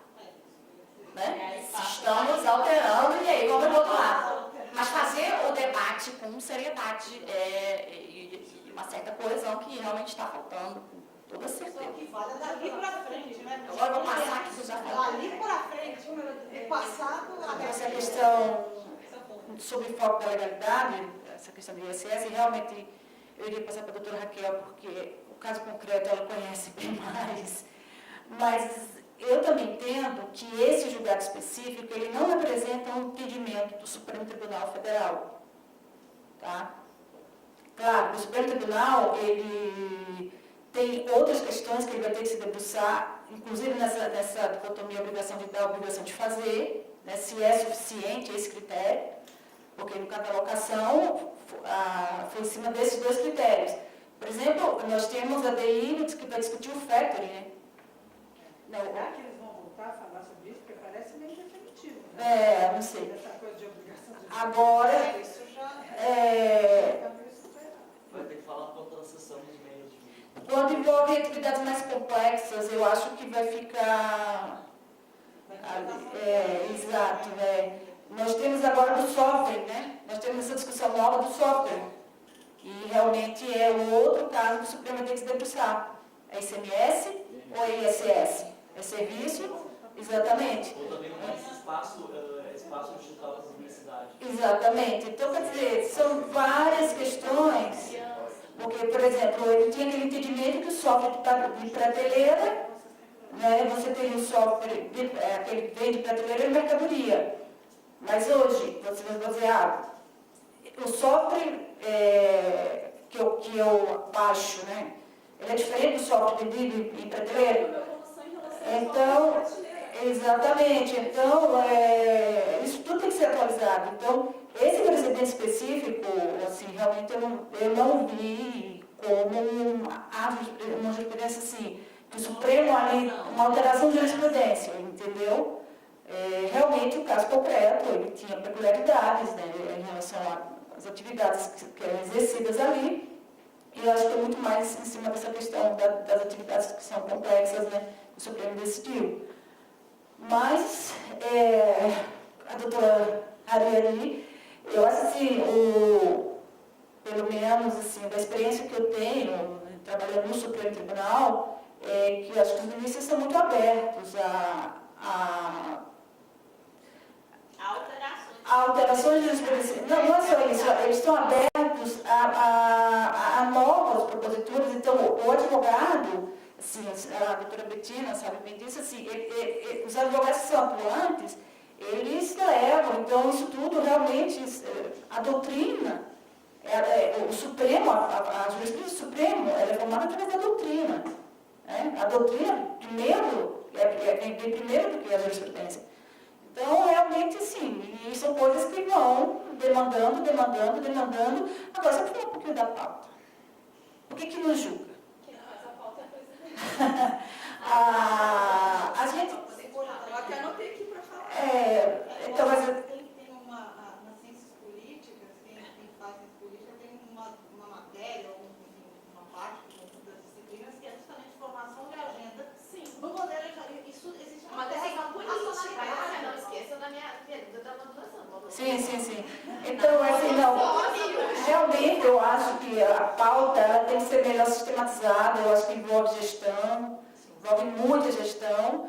O Supremo tem um volume enorme. Nós temos, assim, processos já liberados há muitos anos, então tem um problema de gestão. Vamos sonhar. Os ministros falam muito também, isso é fato. Eu acho que não é uma presidente. Eu estou apostando na palavra. Os ministros falam muito. Vai fazer falar para os seus números não falar, né?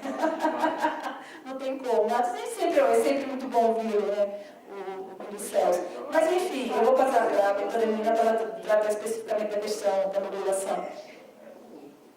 Outro elemento também, uma nota de rodapé sobre o ISS, na época, As pessoas não se conformam, né? no Congresso Nacional, as autores do ISS festejaram que foi a escolha do ISS e não do ICMS. Porque, na verdade, havia uma disputa na época entre os dois entes federados. Então, naquele momento foi uma vitória. Abordando. Acho que eu respondo e a gente finaliza, melhor? A resposta dela para finalizar. Bom, acho que em primeiro lugar eu preciso consignar aqui que a gente não fala pela instituição.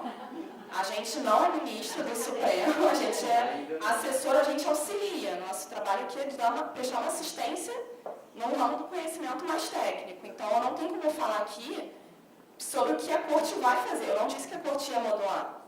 Eu não disse.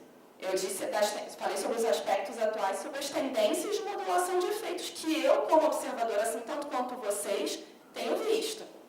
E que eu espero que aconteça, porque eu acho que, ao contrário... Desculpa, qual é o seu nome mesmo?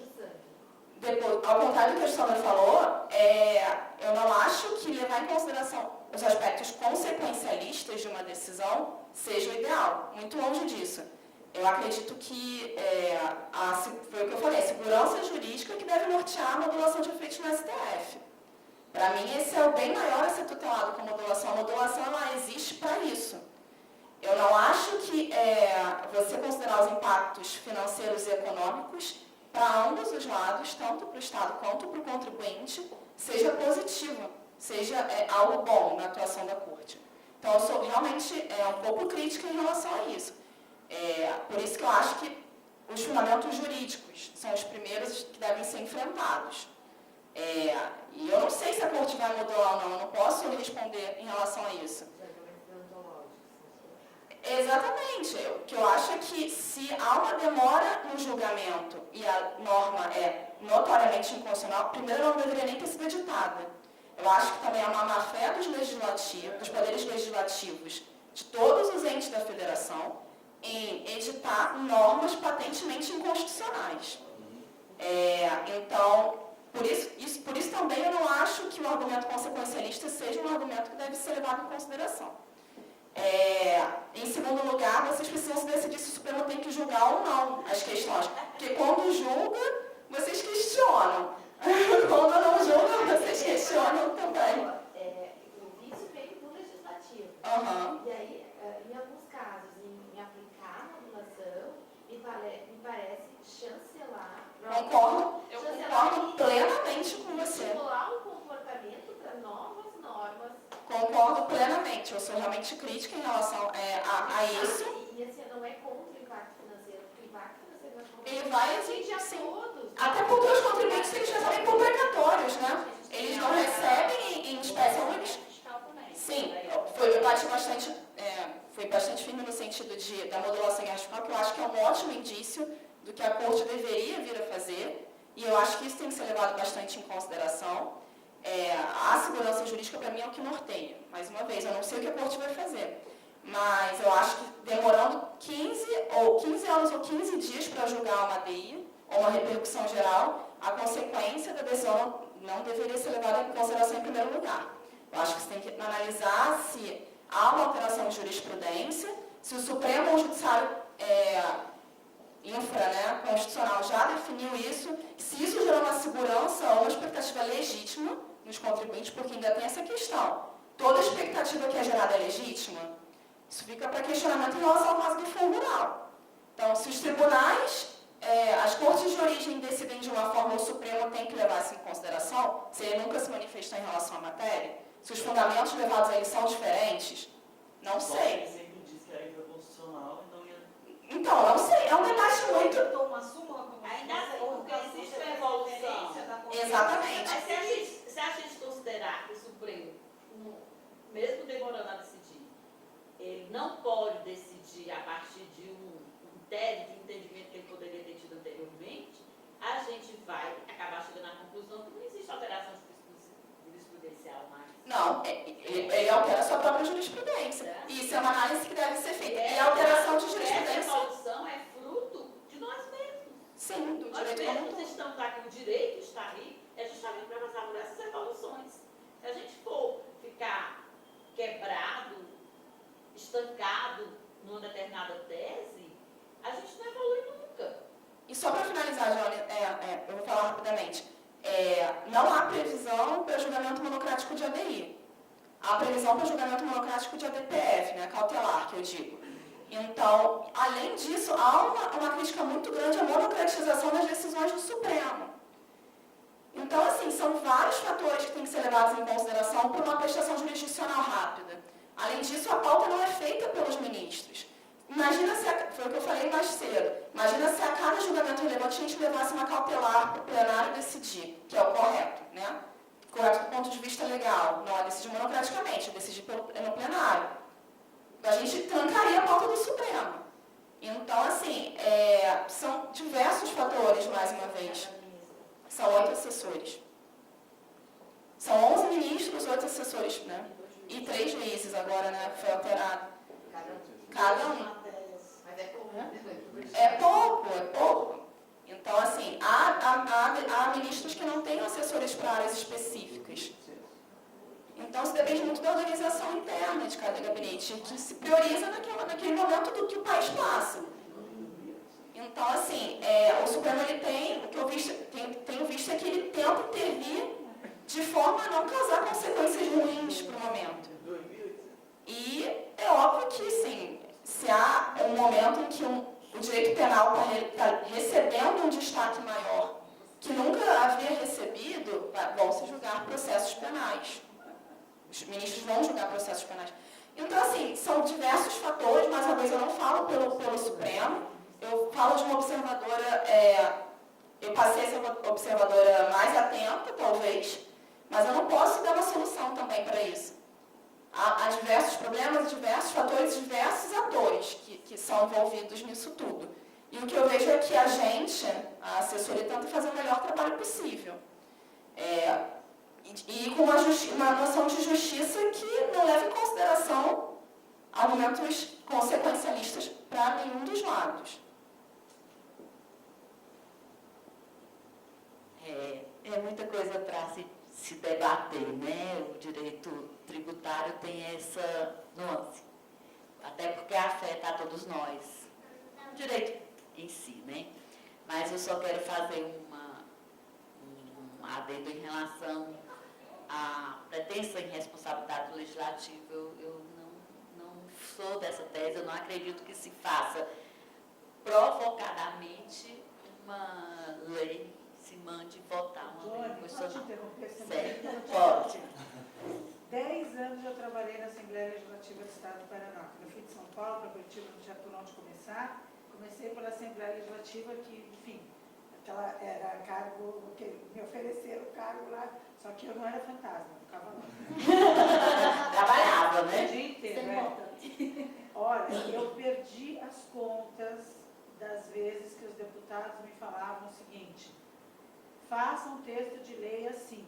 Eu falava, porque eles sabiam que eu fazia mestrado tributário, então eles iam me pedir, achavam que eu assim, fazia. Sabiam que dominava, né? Na verdade, não eles... pode, isso é inconstitucional. E eles falavam para mim, faça porque eu estou mandando. Muitos vão pagar e poucos vão pedir de volta. Olha que me contaram. Uma vez eles quiseram cobrar ICMS sobre venda de cartela de bingo. Eu falei, isso não é mercadoria.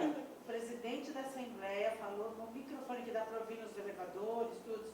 Manda a Betina PQP com todas as letras. Quando eu cheguei no dia seguinte, todo mundo estava me olhando com aquela cara. Aí eu falei, deputado, cartela de bingo no máximo ISS, e é discutível, mas não é mercadoria. Ele de novo me falou, é por uma causa boa, para provocar, que enfim, coisas sociais, e poucos, aí ele falou, e vai ser bom para a senhora, doutora.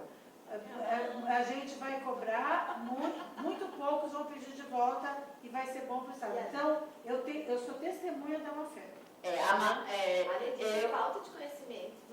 Eles não é falta de orientação jurídica que eles têm. Eles têm, é falta de vontade política. Então, desculpa dizer, interromper. Não, tudo bem. Eu achei relevante. Não, acho relevante, tá? Eu espero que essa mentalidade tenha evoluído para melhor nos últimos 10 anos, né? Que é o tempo que você fez parte da Assembleia Legislativa. Eu prefiro acreditar assim. E acreditando, eu vou terminar com um pequeno texto do Carnelucci, que ele diz o seguinte: não precisa pretender tudo do Estado. Infelizmente, este é um dos hábitos que cada vez mais se consolida entre os homens, e também é este um aspecto da crise da civilização. Sobretudo, não se deve pedir ao Estado aquilo que o Estado não pode dar. O Estado pode impor aos cidadãos o respeito, mas não pode infundir o amor. O Estado é um gigantesco robô do qual a ciência pode fabricar o cérebro, mas não o coração. Cabe ao indivíduo ultrapassar os limites aos quais deve deter-se a ação do Estado. Eu espero que a gente, como estudioso de direito tributário, consiga ultrapassar esses limites e construir um país melhor, que na verdade é a intenção de todo mundo, né? Obrigada mesmo. Boa noite a todos.